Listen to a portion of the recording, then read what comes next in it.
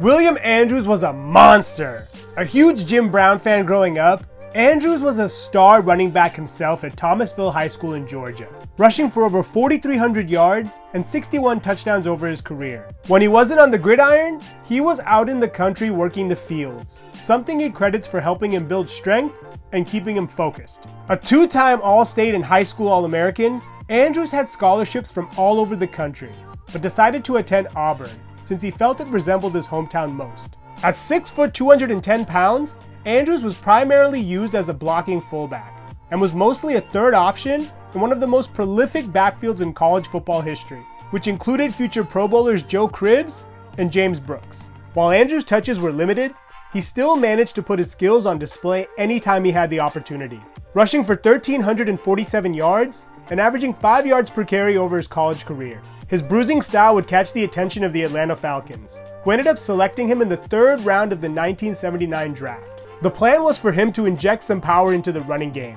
while blocking for feature back Bubba Bean. But he would end up providing so much more, and it wouldn't take long for the coaches to recognize the Swiss Army knife they had in their new young fullback.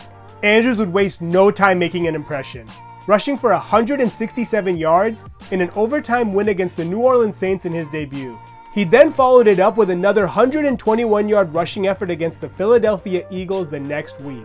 His production would remain steady, and he would finish his first season with a then Falcons rookie record, 1,023 rushing yards. He also had 5 total touchdowns and caught 39 passes for 309 yards. While the Falcons would miss the playoffs and regress from their 9-7 record the previous year, their future, led by their young star in the backfield, seemed bright. Year 2 would get off to a bit of a shaky start for Andrews and the Birds, starting the year 3-3. However, in week 7, things would click, and they would go on to rip off 9 straight wins, finishing the season 12-4. Andrews would lead the charge with 1,764 scrimmage yards and another 5 total touchdowns. He earned his first of 4 straight Pro Bowl selections, and the Falcons would make the playoffs, where they faced the Dallas Cowboys in the divisional round and nearly pulled away with a win before ultimately collapsing in the 4th quarter. Andrews finished the game with 62 scrimmage yards and 1 touchdown, proving that he was just as capable of carrying a franchise as some of his more decorated peers were. Andrews would continue to dominate the following season, amassing a league-leading 2,036 scrimmage yards and earning his first All-Pro team selection. He also scored a career-high 12 total touchdowns and caught an absurd 81 passes, the 4th most in the league. Unheard of for a fullback, let alone most wide receivers during that time.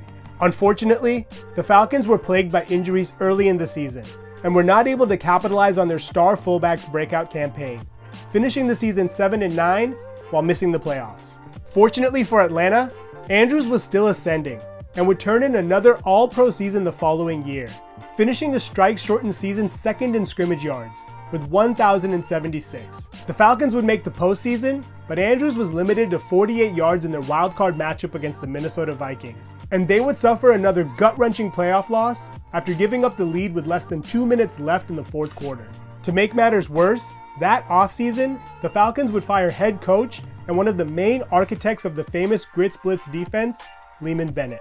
Despite the transition, Andrews remained one of the lone bright spots the following year, turning in his finest year as a pro, gaining 1,567 rushing yards and 2,176 scrimmage yards, 2nd in both categories that year.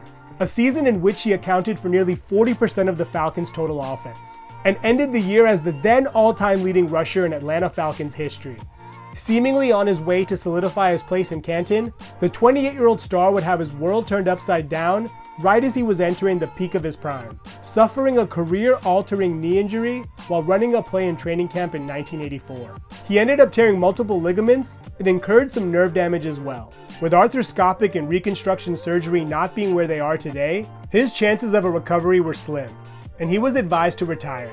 But he was determined to go out on his own terms, and after extensive rehab, which kept him off the field for nearly 2 years, he was able to return.